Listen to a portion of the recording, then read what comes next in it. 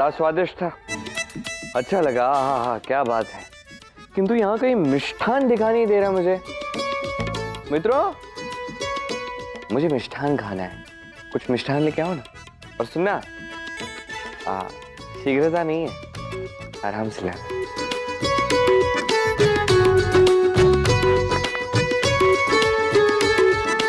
अरे वाह गोविंदराज, आप आ गए,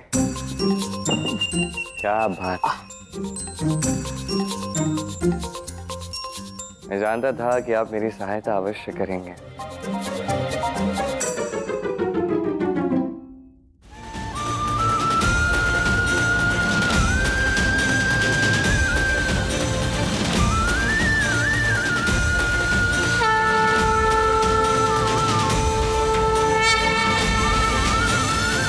तुम पहले तो ये बताओ कि ये धनुष तुम्हारे पास आया कहाँ से?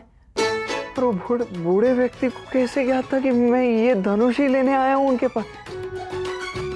और तुम इतने बड़े धनुष का करोगे क्या? इसे तो तुम उठा भी नहीं पाओगे। एक साथ इतने सारे प्रश्न मस्तिष्क में लेके कैसे घूमते हो गोविंदराज? अब चिंता मत कीजिए, आप ये धनुष लेके आए हैं ना मेरे पास, और मैं सब संभाल लूंगा। और राज दरबार में कुछ तो हो रहा था ना स्वयंवर के लिए, क्या क्या हो रहा है वहां पर? क्या क्या तैयारी चल रही है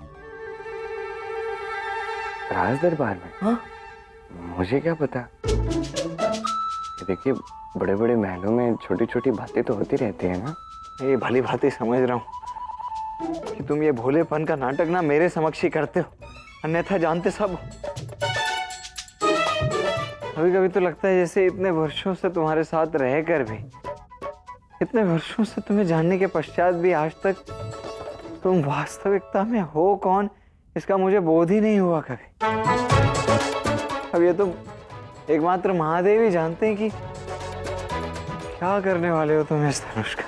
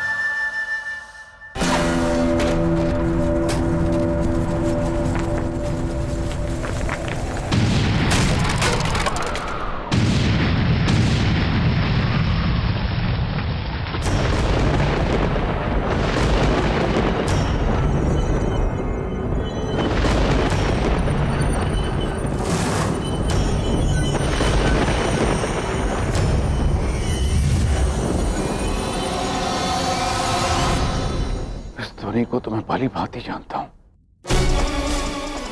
तू ये कैसे हो सकता है?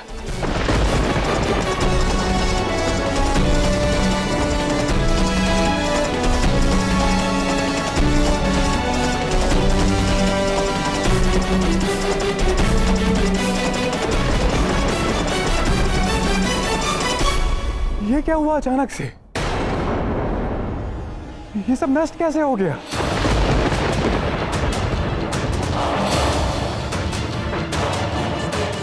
पता करो कि इस प्रत्यंचा की ध्वनि कहां से आई, तुरंत। प्रत्यंचा ध्वनि से इस लक्ष्य का क्या संबंध? संबंध है, अत्यंत गहरा संबंध है। यह ध्वनि कोई साधारण ध्वनि नहीं है बाबू। मुझे शीघ्र, अति शीघ्र भार्गवी को छुपाना होगा।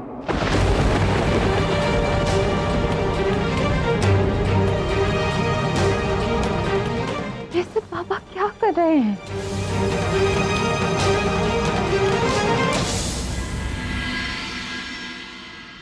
मैं आपको श्राप देती हूँ, लक्ष्मी कभी ब्राह्मणों को नहीं मिलेगी। मैं चाहता हूँ कि देवी लक्ष्मी मेरे घर में मेरी पुत्री के रूप में जन्मे। तथास्तु भृगु।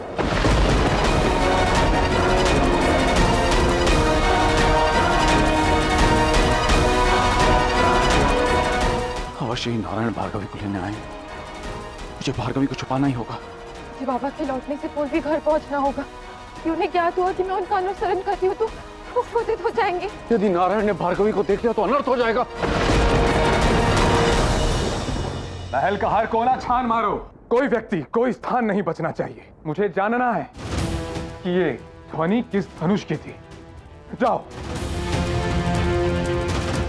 बाला कुमार, मैं चाहता हूं कि तुम ये निश्चित करो कि कल का लक्ष्य सभा स्थल पर स्थापित हो जाए।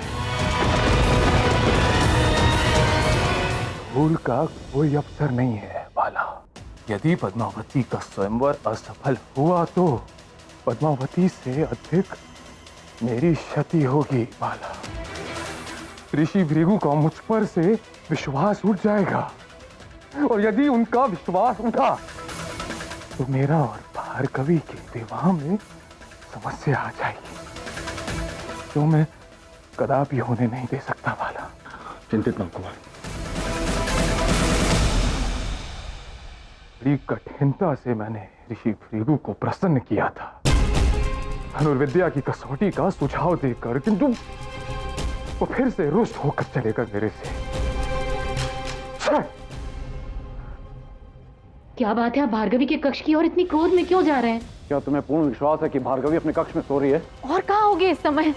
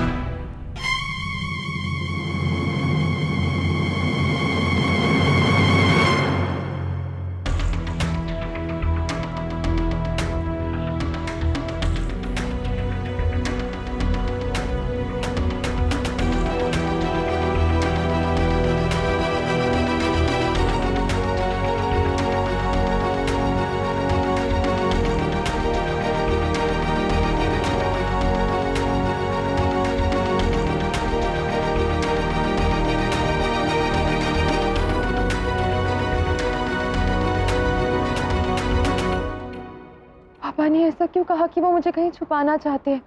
और वो महल में ध्वनि सुनकर इतने भयभीत क्यों हो गए थे? महादेव की असीम कृपा है, मेरी पुत्री मेरे पास है। अब भार्गवी को आपसे दूर करने की चेष्टा कौन करेगा और क्यों? तुम नहीं समझोगे क्या थी। इस बात का मुझे वर्षों से भय था, आज वही ध्वनि मैंने अपने कानों से सुनी है।